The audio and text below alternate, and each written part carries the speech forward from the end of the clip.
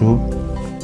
Bandeko kati na nkolo tozongi suna espace epese melaka biso de temps en temps poto kabola maloba ya nkolo. Mikanda ebongisami na mokola lelo tokotanga mikanda mine ya mitano ekozala conclusion. Mokanda na biso ya liboso tokotanga ezali mokanda ya Psaume de David chapitre 126 tokobana na verset 1 tina verset 6. Nde na bomesano na biso tokotanga mibeko zomi ya tata Nzambe na mokanda Exode chapitre 20 verset 1 à 17. Nde tokozwa mokanda ya Genèse chapitre 9 tokotanga kobana na verset 24 tina verset 27. Nde tozwa lisusu mokanda ya Isaïe chapitre 61 kobana na verset 1 tina 9. Tokozwa lisusu mokanda ya Isaïe chapitre 62 tokotanga verset 1 tina 4 et puis verset 7. Nde conclusion matière na biso tokozwa na mokanda ya 2 Pierre chapitre 3 tokobana na verset 3 tina verset 9.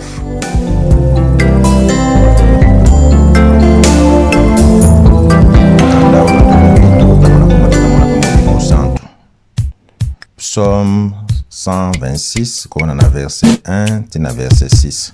Et quand le Seigneur a rendu son ancienne situation à Jérusalem, nous étions comme dans un rêve. Notre bouche était pleine de rires, nous poussions des cris de joie. Chez les autres peuples, on disait, le Seigneur a fait beaucoup pour eux. Oui, le Seigneur a fait beaucoup pour nous et nous sommes dans la joie. Seigneur, rends-nous notre ancienne situation. Comme tu fais revenir l'eau dans le désert du Negev, ceux qui sèment dans les larmes récoltent en chantant. Les paysans s'en vont en pleurant, chargés du sac de graines. Il revient en chantant, chargé de sa récolte. Exode 20, verset 1 à 17. Mibeko zomi ya tata Nzambe oya pesaki na bana ya Israël. Le 10 commandement.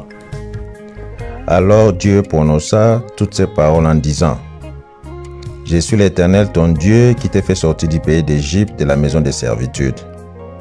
Tu n'auras pas d'autre Dieu devant ma face, tu ne te feras point d'image taillée, ni de représentation quelconque des choses qui sont en haut dans les cieux, qui sont en bas sur la terre et qui sont dans les eaux plus bas que la terre.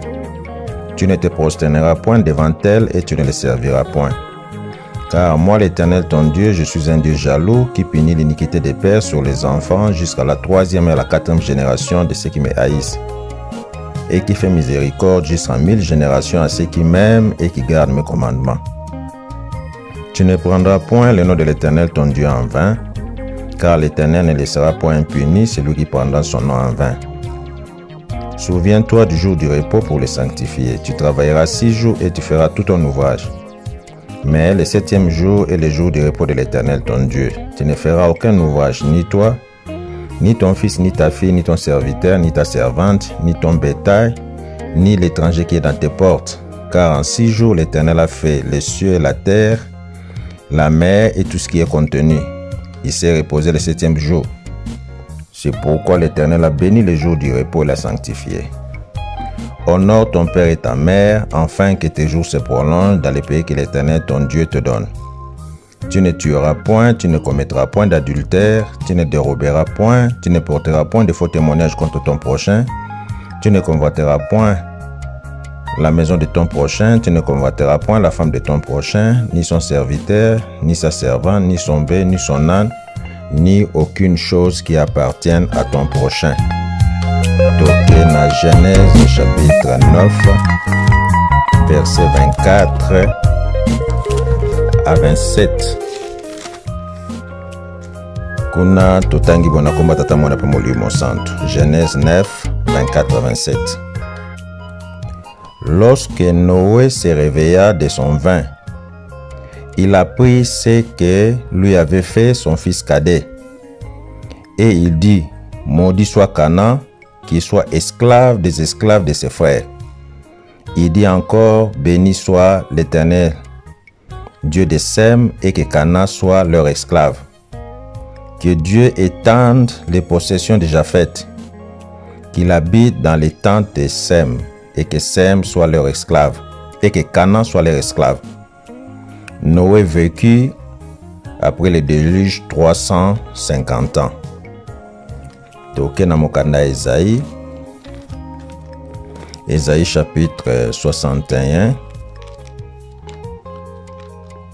Kuna tokotanga kubana na verset 1 tina verset 9. Esaïe 61 verset 1 tina verset 9. Mutua mukande lobi, les saluts proclamés. L'Esprit du Seigneur, l'Éternel est sur moi, car l'Éternel m'a oint pour porter de bonnes nouvelles aux malheureux.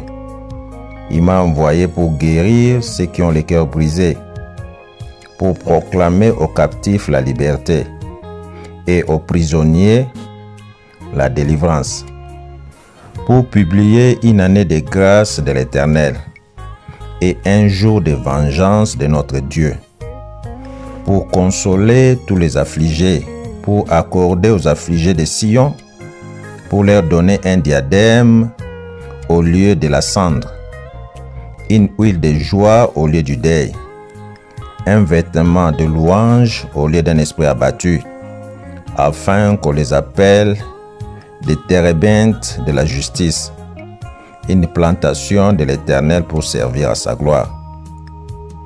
Ils rebâtiront sur d'anciennes ruines. Ils relèveront d'antiques décombres. Ils renouvelleront des villes ravagées, dévastées depuis longtemps.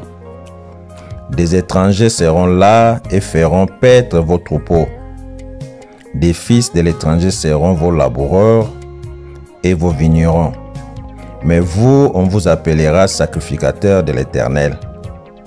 On vous nommera serviteurs de notre Dieu. Vous mangerez les richesses des nations et vous vous glorifierez de leur gloire. Au lieu de votre opprobre, vous aurez une portion double. Au lieu de l'ignominie, ils seront joyeux de leur part.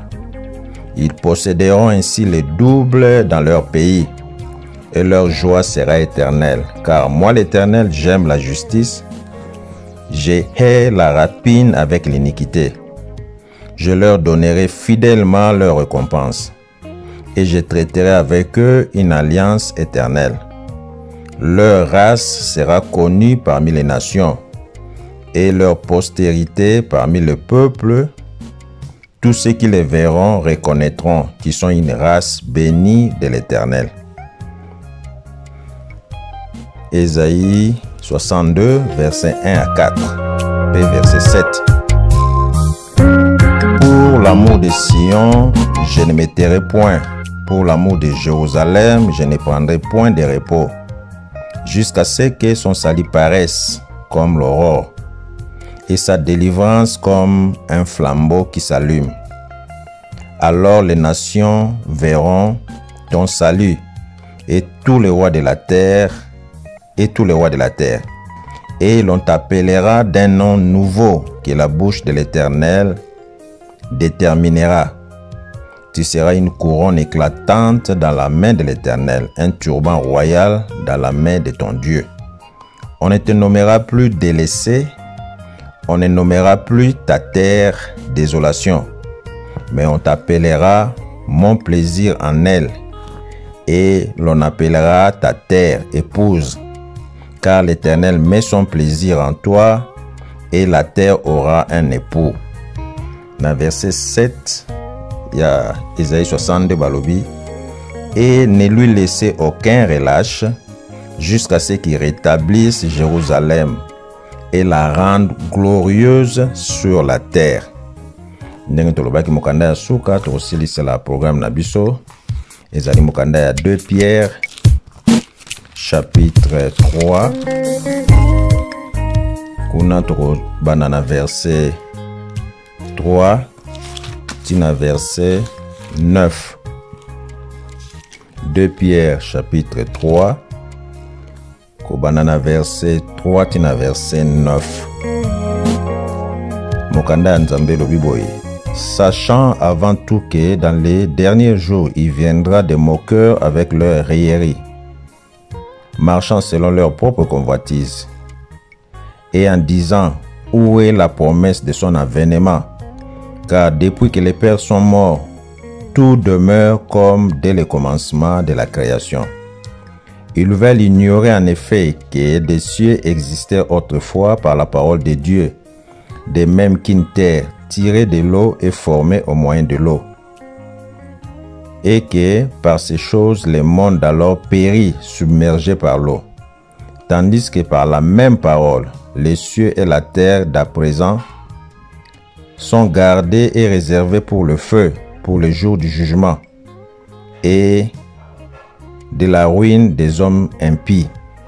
Mais il est une chose bien aimée que vous ne devez point ignorer, c'est que devant le Seigneur, un jour est comme 1000 ans et 1000 ans est comme un jour.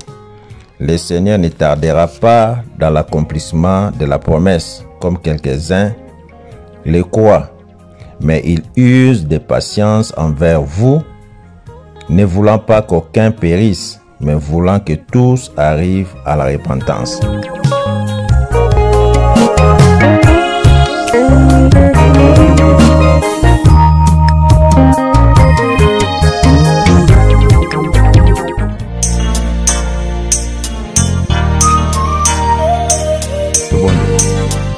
Tata Nzambe nkolo Yesu tata molimo santo, totondi yo nkolo tokomisi yo pamba te bolingono monene kati na biso bana, obateli biso kobanda tango eleki na mawa na yo, omonisi biso mokolo yo, omonisi biso sanza ya avril oyo ezali sanza ya libération. Merci na boboto na kati na biso bikelamu na yo, merci na compassion na miséricorde na yo ozali kolakisa kati na biso. Kotala mabunga na biso te, mawa na yo nde tosengaka ezala likolo na biso. Mikanda etangami, Bible ezali zamba monene. Soki yo kokota na biso kati na zambo yo te, tokososola te nini yo bongise na mikanda oyo. Me yaka olata biso. Biso tozala kaka ba instrument. Yo oloba kati na biso, mongongo ya biso malobe ezala ya yo, oyo kolendisa kondima na biso. Bomba biso na ebombelo na molimo, oya moyeni satana ezo esika te. Bolingo na yo ya bikeke na bikeke, tika to continue kolakisa ngo na bomoi na biso na komba tata mwana pe molimo santo, amen.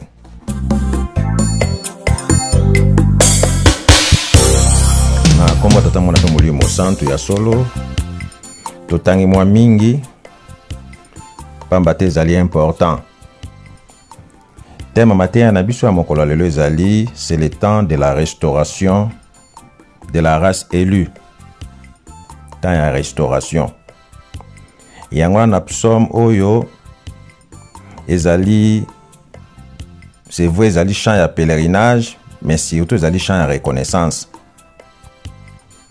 Ya solo Bible biso tolobaka ezali livre historique te, pamba te soki ezali ka livre histoire nde makambo nango ese leka nde sila, mais livre ezalaka na actualité. Biso kati na lingomba tata molimo mosanto alobaka na biso mbala mingi ete olobi ya kala loba ya sika. Tango biso totangaka Bible tomonaka tout ce qui est dans la Bible ezali présent. Ndenge tolobaka Nzambe azali ye moko, ndenge moko lobi lelo libela na libela changeaka te, yango maloba ne pe changeaka te. Oyo ezali ya solo Jérusalem atanga kala ezalaki envahi na banguna ndenge na ndenge, ba envahissaki Jérusalem. Mais tata Nzambe abandaki ko délivrer bango de temps en temps, tango na tango. Tango mosusu basali lisumu kutu basali kamabe, tata Nzambe akoti bango na bowumbu, tango bako reconnaître yango abimisi bango. Awa ezali un des cantiques roi David ayembaki. Awa azali koloba, quand le Seigneur a rendu son ancienne situation à Jérusalem, nous étions comme dans un rêve. Tango tata Nzambe azongiselaki biso situation tobungi saki ezalaki lokola ndoto. Notre bouche était pleine de rire, nous puissions décrire des joies, tozalaki na esengo, tokangaki na esengo mingi. Chez les autres peuples, on disait le Seigneur a fait beaucoup pour eux. Ba peuple ba entouré biso balobaki ya solo pour tata Nzambe Yahweh asali ya mingi katina bango. Oui, le Seigneur a fait beaucoup pour nous et nous sommes dans la joie. Ya solo pour tata Nzambe asali mingi pour na biso et tozana sengo, totonda mine sengo. Seigneur, rends-nous notre ancienne situation comme tu fais revenir l'eau dans le désert du Guédèr. Tata Nzambe zongisi la biso situation na biso ya kala. Ndenge yo zali capable ya kozongisa mai na désert nesiko ezali ya kokauka. Ceux qui sèment dans les larmes récoltent en chantant. Toyebi bato basala bilanga, kosala bilanga eza musala ya pasi. Metango bazwaka récolte bazalaka ne sengo mingi, pamba te tang bazali kolona tang musu bakakoki kolela na tina na pasi. Metango bazongaka na récolte bayebi ke bakoteka bakozwa mbongo, basaki na bango ezali chargé na mbuma kitoko yo balonaki. Ya solo tokolo bezali bana Israël bayembaki yango, mais lelo nzembo banani bayembi yango. Et Jérusalem oyo ezali nini? Pombala mingi to confondaka Jérusalem géographique na Jérusalem biblique, on a benga Jérusalem prophétique. Mais nzembo oyo soko tali yango ezali toujours na Bible, on parle de la Jérusalem biblique. Et ça Jérusalem géographique te. Na matéa to komona pourquoi tozali koloba Jérusalem biblique na Jérusalem géographique. A to simba kaka tango nkola kozongisa situation ya kala na Yerusalemi. E kozala lokola ndoto batu bakolala balamuki likambo ekwei. E kopesa esengo e ba nation bazali tout autour nango bakomona pasi bakomona bakokamwa bakoloba Nzambe ya sola sala makamine pona bango. Tata Nzambe tanga kozongisela Yerusalemi situation ya kala situation ya bonheur o ezalaki ne bandeli e kozala lokola makamu ici na miso na bato. Mais Jérusalem on pona kozwa ngo ezali fruit ya ba sacrifice lokola moto akei kolona tango motalona ka ezalaka pasi metanga jwaka récolte ezalaka nesengo. Jérusalem ekozonga situation Tata Nzambe kozongisela biso situation wana kaka na nzela na sacrifice. Pamba te Tata Nzambe apambolaka moto te, apambolaka bato te soki moto asali sacrifice te. Tata Nzambe pe apesaka moto etumbu te soki osaleli mabe te. Dieu est juste. Alors balobi na biso tosala sacrifice biso na lingomo balobaka totonga Yerusalemi po ete bilaka ekokisama. Voilà ba sacrifice tozali kosala butu moi batu kokota kobima kotonga po ete na nzela na sacrifice na Tata Nzambe apesa mapamboli soki totongi Yerusalemi te pasi na biso kosila te. Mais est-ce que Jérusalem on tozali koloba ezali nini? Mais tokomona ngo na mokanda tanto kotanga mokanda ya Genèse o totangaki tosukana no wana Yerusalem nini bazali kolobela? Est-ce que ezali Jérusalem kuna na Moyen-Orient na Palestine ou bien Jérusalem nini bazali kolobela? O soki Tata Nzambe azongiseli biso situation na biso ya kala ekozala lokola ndoto. Tokozongela to simba question wana Jérusalem nini? Mais moi je sais que nous sommes en train de parler de la Jérusalem prophétique, nous parlons de la Jérusalem biblique et non Jérusalem géographique. Tokozongela esika wana. Tokena mokanda ya Exode o ezali mibeko zomi Tata Nzambe apesaki na bana Israël aponaki bango bazala libota na ye alingaki na nzela na mibeko bazala sanctifié pamba te moko azali saint. Yango na pesaki bango mobeko aussi bato mibale bakotambola nzela moko te so bayokani te.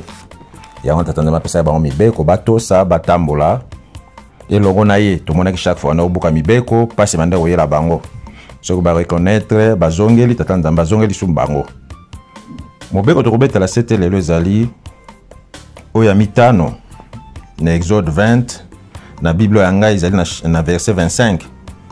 Tu ne te prosterneras point devant elle et tu ne les serviras point, car moi l'Éternel ton Dieu, je suis un Dieu jaloux qui punit l'iniquité des pères sur les enfants jusqu'à la 3e à la 4e génération de ceux qui me haïssent. Génération Tata Nzambe alobi apesaka etumbu na batata akitisaka yango na 3e 4e génération na bato yo bayinaka ye. Ya solo génération so juan na ndenge ya Bible ya français bakoloba no que génération ezali une période de 25 ans. Tant tata nzambe alobi akitsaka bowumbu ya batata likolo ya bana jusqu'à la 3e et 4e génération. Jusqu'à la 4e génération, c'est-à-dire que période à 25 fois 4 et ça liyo période ya 100 ans. Yango tozali koloba likambo na centenaire o mokili zo kotuna centenaire ba église kimbangisi bazali kosekola nini. Centenaire elakisi te bowumbu ya batata esili oyo ekoyaki na bana. Bowumbu ya batata esili ezali un nouveau départ. Tata nzambe après 100 apesi bato chance lisusu totambula malamu a effacer bowumbu ya batata oyo ekitaki na bana. Tina ya centenaire ezali yango wana. Bowumbu ya batata oyo ekitaki na bana pamba te bana na se atango bazali konyoka même ba famille mingi banyokoma. Koko songolo asalaki ya ye likambo, azalaki na ndoki na ye, azalaki na ba magie na makambo ndenge na ndenge akoti libota mobimba na pasi bana bakobala te bakobota te bakosala te. Lisumu ya batu ti wapi ekosila.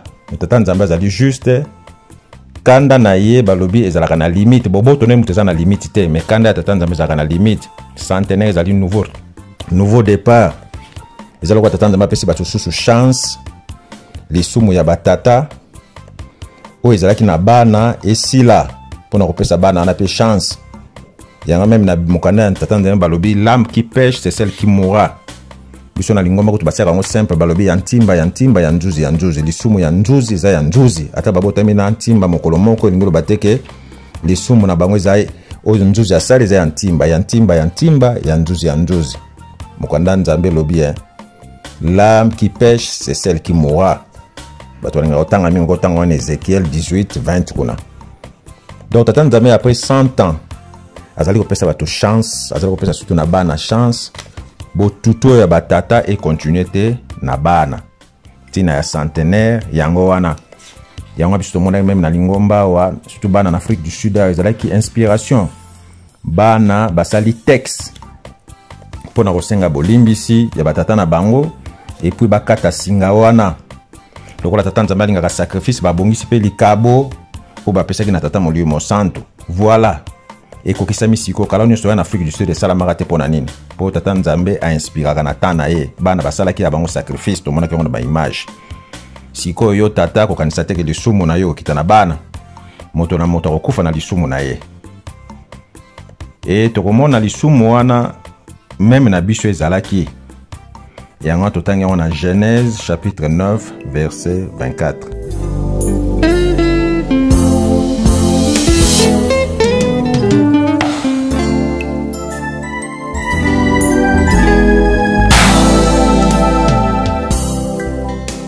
Na Genèse chapitre 9 kuna ndenge tomona kikobana na verset 24 tina verset 27. En fait sur mutazana ndako il faut attendre na bani ata partir ya verset 18. Asili saonti na verset 29 kuna toyebi histoire ya Noé na bana na ye. Tango tata nzambe asili koboma mokili na déluge, toyebi Bible lobi abikisaki Noé na famille na ye 8 personnes. Noé na mwasi na ye na bana nimisa bazaki na basi na bango. Alors abimisaki bango, abikisaki bango kwa batikalaki na mokili. Nde après déluge tango mai ekiti nde Noé bakomi kosala bilanga, asala bilanga ya vino. Tango asala bilanga ya vino ya vin ameli masanga mokolo mosusu alangwe. Mwana na ye asuka Cham. Mutakei akuti tata na ye alali lokola mutameleki kwiti azalaki bolumbu, il était nu. Mwana wana olia couvrir tata na ye aseki tata na ye ke bimili banda beti li solo na Sem na Jafet. Alobi tala bako notala vie na bino wana o sula wana salangwe bota la position kutalaleli. Azali bolumbu. Mais Sem na Jafet bana mayele balobi non parce qu'il n'est pas autorisé à komona bolumbu ya tata no be ya mama na yo. Nde bazui elamba ba ndi ko marcher en reculant ba ke ba couvrir tata na bango. Tant Noé a l'amour na kwiti na ye, yango demandé autant à partir du verset 24. Nde kuna mokanda nzambe lobi lorsque Noé se réveilla de son vin, il a pris ce que lui avait fait son fils cadet, c'est-à-dire Cham. Et il dit, maudit soit Canaan, qu'il soit l'esclave des esclaves de ses frères. Alors Noé a l'amour na pongi, au lieu à maudire Cham, oyo mutamona ki bolumbu pes aseki bolumba tata na ye ake maudire mwana ya Cham Kana. Pambate Cham sokotali azalaki na bana mine. Cham abotaki Cush, Misraïm, Put na Kana. Noé a maudit Cham. Alobi na ye, maudit soit Cham, maudit soit Kana, pardon. Noé a maudit Kana. Oyo azalaki mwana moko ya mwana ya Cham. Oyo Cham amonaki bolumba tata na ye. Alobi na ye, maudit soit Kana, qui soit l'esclave des esclaves de ses frères. Il dit encore, ça c'est Noé qui continue, béni soit l'Éternel Dieu de Sem, et que Canaan soit leur esclave. Que Dieu étende les possessions de Japheth, qu'il habite dans les tentes de Sem, et que Canaan soit leur esclave. C'est clair qu'Awa Noé a maudit Banaya, Cham, mais a pamboli. Kuna maudire tata. Olia maudire. Kuna a maudire moana. Oli a maudire tata. Ma pesi li pamboli na batato batikala kimi bale Sem na Japheth. Dès tout temps en Exode, Dieu punit l'iniquité des pères sur les enfants jusqu'à la 3e et la 4e génération. Nzambe a punir Cham te, Noé a punir Cham te, mais a ke punir Canaan. Moana ya Cham. Et so qui dans Genèse 10 kuna romona nde bana ba boti romona ndeni ba boti mais na rejoint plus verset Genèse verset 10 Genèse chapitre 10 pardon verset 16 na bana oyo Kana abotaki na 15 babi Kana engendra Sidon son premier-né et Het et les Jébusiens, les Amoréens, les Girgasiens. Donc bana bazo continue ko bota, et toyebi ke libota ya Abraham ou azali père ya Israël, c'est-à-dire Abraham aboti Isaac, Isaac aboti bana mibale, Jacob na Esaïe, Jacob ndake bota les 12 tribus nde toyebeli. Sem akendaki kote wana lipamboli ya tata. Mais Kana, au moment même Kana bana boti Misraïm ezali koko ya Égypte ancienne, l'Égypte noire, l'Égypte pharaonique. Au moment na Put Katrij, Kana même. Et bana ndenge nzambe losala soki mutu bana bazako bota loko bazako panzana. Soki kuna soki yokomo zaki Kana, mboka no wana zui ezala mboka no babenga Kana. Oyo yake kote kuna Misraïm, yango babe akendaki fonder Égypte, ainsi de suite. Tout le monde ba Nimérode ba ke formé Babel, Babylonie, ainsi de suite. Mais l'autre nous Simbawa, Tolobi, Kana, qui était moi na Hachem, Kana et moi bota kibatu. Akebota les Jébusiens. Les Jébusiens ne bango meto azali ba premier habitant ya Jérusalem. Or Jérusalem ezalaki na terre oyo babengaka Kana. Kana ezalaki lokola ezala ba tribu ebele. Ezalaki presque na 12 tribus. Et les Jébusiens bazwaki partout à Jérusalem. On est David na ba conquête na ye ndeko gagné yango na 1004 avant Jésus-Christ ndeko kotia ekomi cité de David kunande montagne babengi montagne ya Sion, la place la plus élevée, la montagne la plus élevée na kati ya Jérusalem. Vous voyez donc les premiers habitants il y a Jérusalem, ezali ba Jébusiens. Comme si tu as le bakara ils sont sur mo Jérusalem ou na Jébusiens, mais les premiers habitants de Jérusalem, c'est les Jébusiens. Les Jébusiens qui sont des enfants de Canaan. Canaan qui a été maudit à cause du péché de son père. Et son père c'est Cham.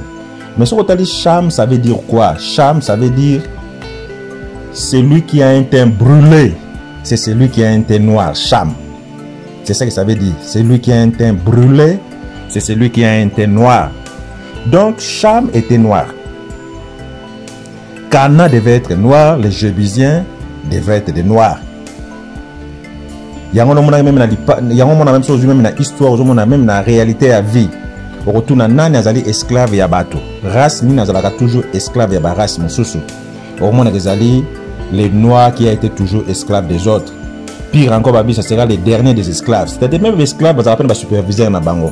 Mais hier balubi na Canaan yo kozala esclave ya ba esclave ya bande kona yo. Omoni likamona biso place uti. Bututu ya moto muinde utilende kuna. Lisumu. Jérusalem, autre chose que Jérusalem vrai. Et ça dit Jérusalem, il y a bateau mouindou, les premiers habitants, ce sont des Noirs, des Jébusiens. Et sur le même Canaan, selon description, il y a Bible, dans Deutéronome, Deutéronome chapitre 8, verset 7, dans Sekuna. Dans le Israël, promesse na Abraham, Canaan. Canaan, c'est un pays de cours d'eau et de grands lacs. Un pays où coule le lait et le miel. Surtout toujours comme une fusque description. On a payé, on va dire la pierre, le onyx, même on a parlé de cuivre, ils ont du fer, ainsi de suite. Maintenant, surtout tout ni Canaan aussi quoi ezali wapi.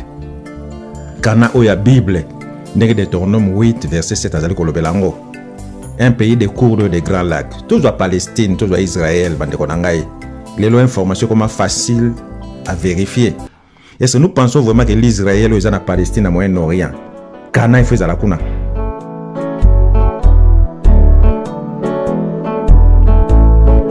Banana ngai bolembate na mosala mbozo sala. Na kokende kaka na kulumbimbi. Na moni bana bokomi kolemba bozo mituna. Na kokende kaka na kulumbimbi. Bana boni milanga mobembo ekosalema. Bamai boni na Israël bazali un pays désertique d'ailleurs. Moyen-Orient c'est un désert. Bolele les miens ni bazanango. Les pierres précieuses ni bazanango. Israël lelo sozu Israël ya lelo yo. Makasi nango ezali na agriculture, ce qui fait l'air na armement c'est tout. Bazan ba pierre précieuse nini. Soki ndamba pétrole te soki ezali obundela na palestinien. Bisoko Israël Canaan ba besi biso Canaan. Il y a un pays de cours d'eau et de grands lacs. Lelo vraiment to lukaka yango te ezali wapi. Et mais il faut te dire que Canaan est un pays riche, mais c'est un pays maudit. C'est ce que ça veut dire. Parce que Canaan était maudit. Un pays riche, cours d'eau et de grands lacs, mais un pays maudit. On se retrouve même sur Internet, on vérifie la Mbokani. On a Mbokani l'équipe à lac na Mokili. Et que na Congo. Congo, on a celui qui va rechercher na Google, à peu près 85 lacs.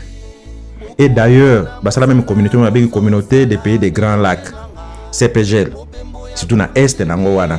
Et surtout, il y a la richesse à Congo. Il y a des diamants, il y a des cuivres, il y a des coltan, tout c'est un pays riche, mais c'est un pays maudit. Voilà les vrais Canaan. On a dans le temps de la Bible, dans le Canaan, la vraie Canaan, la vraie Jérusalem, où ils correspondent à la Bible. Pas Jérusalem fabriqué, Jérusalem en Palestine. C'était en 1948 que les Anglais et les Américains ont imposé ça. Tu vois bien. Mais c'est surtout aujourd'hui, comme il y a Mouibi, c'est toujours quelque chose. Surtout aujourd'hui, que yango ana kana tondima. Mais si ko ba mai boni bazanango, ba richesse boni bazanango ekokani na description ya kana ndenge Bible apesi yango. Donc, tant que nous sommes à lobby, tant que nous sommes à Jérusalem, situation de la Kala. Moi, je suis en train de parler de cette Jérusalem-là. Où ils allaient une partie à Canaan. Où ils ont Jérusalem, ils allaient Wapi. Jérusalem, ils allaient restaurer. C'est le temps de la restauration de la race de Dieu. Le temps de la restauration de Jérusalem. Oh Jérusalem, il faut battre baluka yango wana. Mais tu vois, on a tina centenaire, c'est que les soumou wana, même si c'est là qu'il y a biso bateau moins de les soumou centenaire, ils ont des chances d'attendre à tiers point. Et comme il y a un nouveau départ, il y a un temps de la restauration. Tango t'attendre à zali ko réhabiliter Canaan na ba droit na ye. Azali ko réhabiliter Jérusalem na oyo a perdaki. Mais a perdaki nini? Nde yango Toko kende na kulumbimbi. Toko kende na kulumbimbi.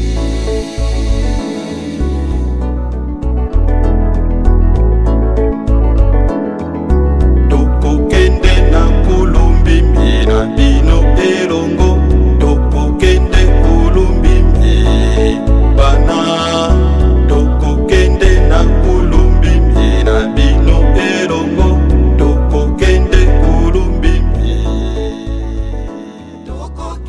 Jour de vengeance de notre Dieu. 2021 ezali année à grâce. Grâce ezali une faveur divine. Ezali makasi na yo na ngai te. Ezali tolali tolamu kilika matata nzambe kokisami. C'est une grâce.